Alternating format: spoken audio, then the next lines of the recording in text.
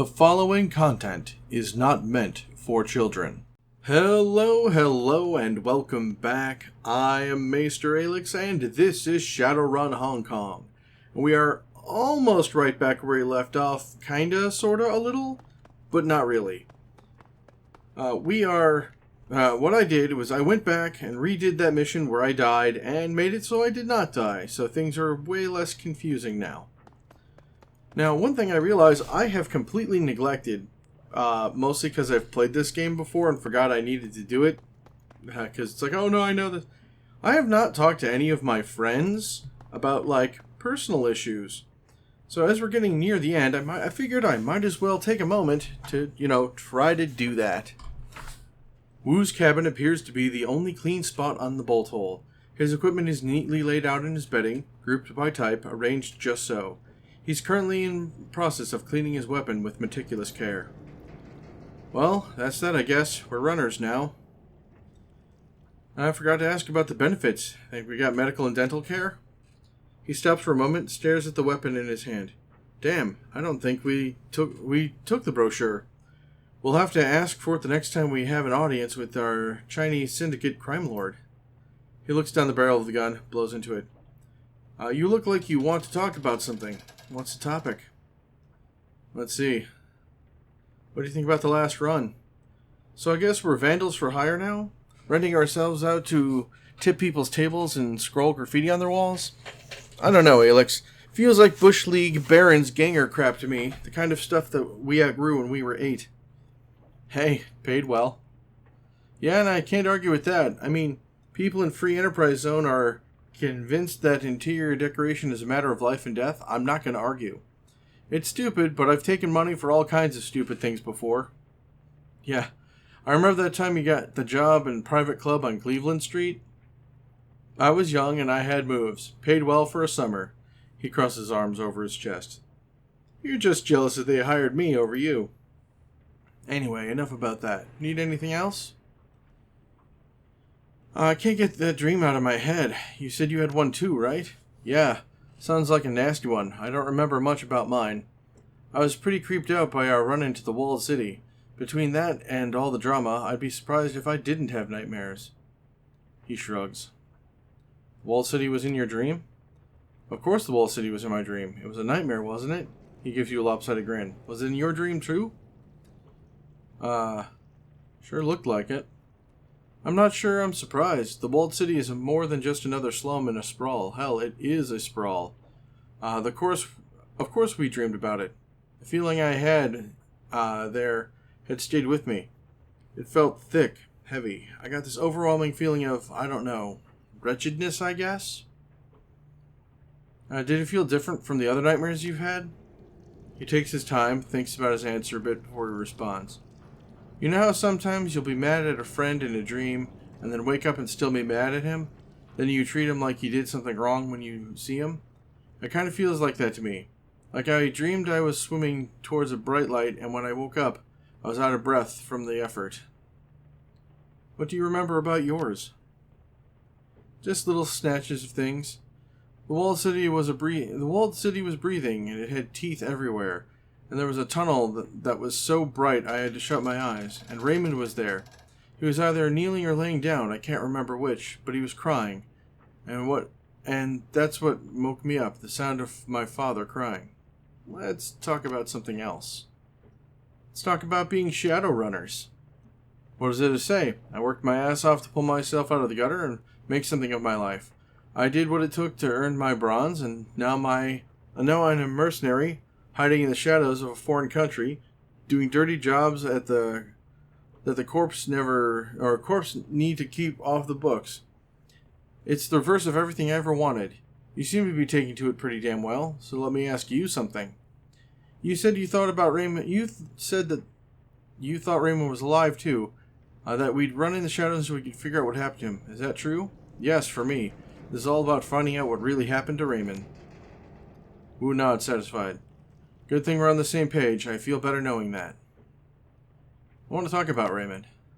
Okay, shoot. What do you think going on with him? I don't know, Aelix. He was clearly obsessed with the walled city and whatever prosperity is. He sounds like a Sleepwalker trying to stumble his way through a dream or something. A sleepwalker who hires shadowrunners. Whatever he was doing, he knew it would be dangerous. Raymond was smart. Smart as hell. If he thought he needed runners to take him into that place, he needed them. Why do you think he came to Hong Kong? Well, he's from here, right? Sounds like he had unfinished business that he needed to take care of before... You think he was dying? I don't know. Yeah, me neither. Just something to think about. Did he say anything about me after I left? You know Raymond Aelix. He taught us he taught us what he wanted to teach us. Told us what he wanted us to know. Everything else was met with a wall of good-natured silence. He used to say, "You are the master of the unspoken word, Mr. Wu. Once it is out of your mouth, it is out of your control." So no, after you left, we never said a word about it. About you. Not a word. Let's talk about something else. What do you think of Kindly Chang? I say she's got us right where she wants us, right under her thumb. What do you want to talk about specifically? No, we should keep an eye on Strangler Bao. The guy keeps an eye on everybody, and that guy is definitely no exception. I've seen plenty of cult killers in the Barrens, and plenty of more since I joined Lone Star. The guy is a real deal. I'm not sure if he knows the word remorse even means. You should steer clear of him. Yeah, I'll be careful. I can see that. You think we can trust Kindly? A triad boss, underground fixer? No, I don't think we can trust her, but as long as we share the same goals, we should be okay. Makes sense. As long as we serve her interests, she doesn't have a reason to screw us over. Exactly, it's simple. She provides jobs, we do jobs, she gets us info about Raymond and that plastic-faced man, and we figure out what the hell's going on. We figure out what's going on, she doesn't end up in the trunk of a car at the bottom of the river. Everybody wins. What about this plastic-faced man? Creepy dudes are nothing new to me. Even well-dressed, creepy corporate dudes. Between the gangers we grew up and the shit I've run into a cop, I've seen all kinds. I just want to know who he is and who he works for. And what do you think Kindly wants from us? As long as her network keeps delivering information about Raymond, I don't care. At least for now. We need to stay with her, and we have no other connections in Hong Kong. Without her, we're dead in the water. What do you think about our friends? They seem competent, considering how young they are, but then they seem like they've been taking care of themselves since they were pretty young. The three of us work together in the walled city. Based on that, I bet the four of us would make a solid crew. Cool. Do you trust them? As far as I can trust any runner, yeah. It's like Raymond used to say, trust and verify. They haven't given me a reason not to trust him, so until they do, I'll believe what they say and keep my eyes open. Let's talk later. Later's good. I want to do some cardio, work off the steam. Then it's rack time for me. You should do the same, Aelix. A couple 100 push-ups would do you good. Let's see. I don't think so, Duncan, but hey, knock yourself out. Please, I could burst out 200 in my sleep. I'd love to see that sometime, but for now, you should clear out. I want to get started, and this cabin isn't big enough for two. Considering how tall you are, yeah. You enter Wu's cabin and start moving, to find him moving through some sort of stretching routine. His muscles ripple. You look different, Aelix. Better, I hope. Sort of. It's kind of like I flipped forward a few chapters instead of turning a page. I mean, you look like you, just not the you I know. Sounds like song lyrics. He chuckles. No more lyrics for me. I gave up that dream long ago. Remember how Lockjaw used to make fun of my singing voice? He smiles, his teeth are perfect. He said I sounded like a frog with a heart on. I thought my voice was distinctive. I mean, I'm no Maria Mercurial, but... What about you? How are you doing? I'm a little freaked out. I don't know this city at all, and I feel like an alien here. Same here. I may look like I belong here, but I feel like a complete outsider. Regardless, you're good at running this crew, Aelix, but I still don't completely understand. What do you get out of being a Shadowrunner? There's a lot of good answers. Freedom, money, thrill, hurt people. I don't know, I just can't put my finger on it. Carter said an unexamined life isn't worth living. He smirks. Well, whatever you get out of it, I doubt the trade-off's worth a shorter lifespan. At the end of the day, what are you? A Shadowrunner. A disposable asset. Sinless. Slithering through the crack of society, doing jobs that are too dirty for the corpse to do themselves. You don't even appear on a corporate balance sheet. Huh. You make it sound so unglamorous. Yeah, I like that. Oh, I never said we didn't get to dress well. If you're going to be someone's disposable asset, you might as well go out in style. Who watches you, waiting for you to say something? Let's see. What do you think about the last run? Oh, yep. That already did that. Hey, paid well. Alright. Cleveland Street. Yeah. You think about getting chromed up with cyber? He shakes his head. Oh my god, how many times are you going to ask me that? Till you give me a satisfying answer. Wu grins, his teeth burning white. I told you one time I was thinking about it when I was 13. Let it go. I'm not going to pollute my body with that shit. You? Wu, look at me. I've got magic in my hands. Of course I don't want to get cybered. No, I've definitely... I'm saving up for something. No judgment here. Just don't put too much of that shit in your body. I've heard stories about folks who went too far with it, lost some of themselves. I want to talk about you and me. Yeah, I guess now's as good a time as any. You start. You're not acting like Duncan Wu that I grew up with. What made you decide to become a cop? I needed structure, bad. You know that better than anyone else. I was already hardcore when we met, Mr. Ultraviolence. I'd do anything to get a rise out of the guys I was rolling with. Gouging eyes, inverting knees, curb stomping. That shit got me cheers. I was a pit fighter, bloodletting for the crowd, and I learned to enjoy it. But I never learned how to block out the memories of their screams when I was lying in bed at night. The guilt starting to eating me alive. And then I was scared to be alone with my thoughts, so I tried to drown them out with all the things you drown out things with. I remember you were pretty messed up when we met. He shakes his head. Yeah, I was, but I got a lot better when we found a squad together. Even better later when we went to live with Ray. I was still a violent son of a bitch, but basically under control. This was because of you, Maester. You were the voice of reason and the brains. Me? The brains? Don't pretend you weren't the leader. You knew how it was. We ran the streets together. I was the muscle, and you called the shots. You pointed, and I hit. But later, after Ray got me into some counseling, I realized I let you call the shots so that I wouldn't have to, because I knew that what I wanted was wrong. By following your lead, I was deflecting my own guilt onto you. I could just knock heads and walk away clean, you know. Don't look at me, I'm just doing what I'm told. And then you left. Without you there, I knew I was in for some serious trouble. The poster boy for anger management issues.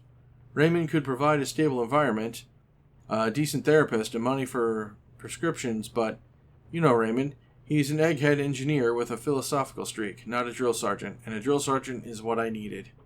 I needed structure and discipline in a way that he couldn't offer me. I needed a change to keep myself in line.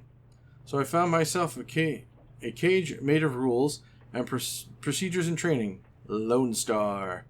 Raymond helped me with my application and provided a decent character reference. I got in, and it helped a lot.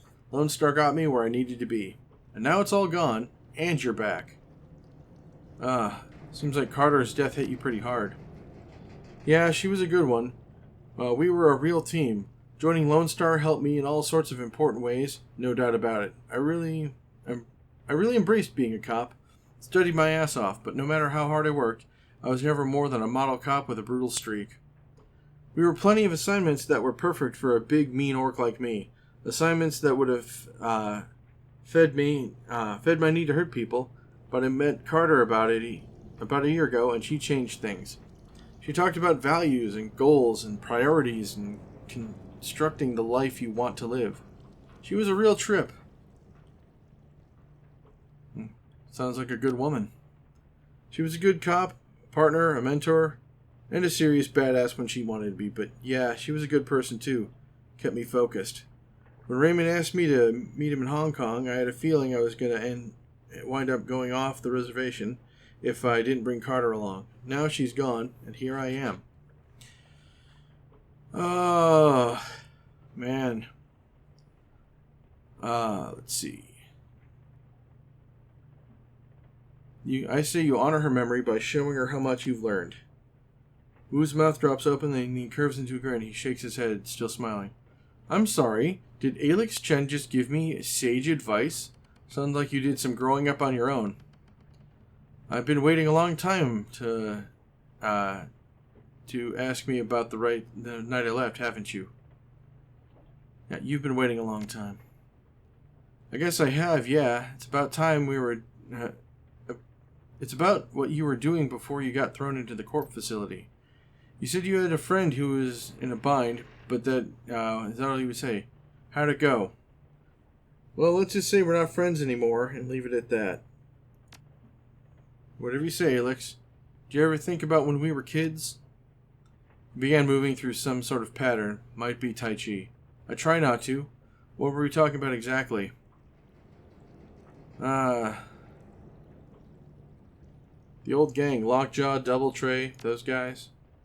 You realize that the old gang we're talking about were teenagers, right? Younger than Gabet. Man, they feel so old back then. The Lockjaw couldn't have been more than 17, tops. And Double Tray was only 13 when Wu stops moving, drifts off for a moment. Why do we think of them? I don't know. Guess I was thinking about anywhere but Hong Kong. Wu returned to his pattern, manipulates an imaginary soap bubble between his hands. Yeah, well, going back in time isn't uncovering a lot of great memories for me.